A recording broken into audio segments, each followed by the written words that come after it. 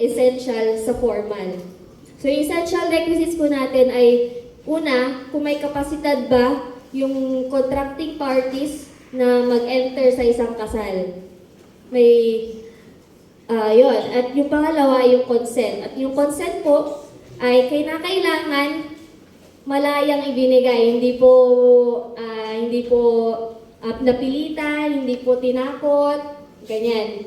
At yung formal requisite naman po natin, una, kailangan may authority yung nagkakasal. Yung pare, yung judge, yung bishop, kung sino man po. Dapat may authority siya na magkasal ng dalawang tao.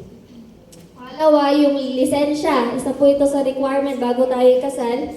Kailangan po meron tayong valid marriage license. At yung pangatlo, marriage ceremony. So, kinakailangan po during the ceremony, parehong yung husband and wife ay nandoon. Hindi po pwedeng by proxy.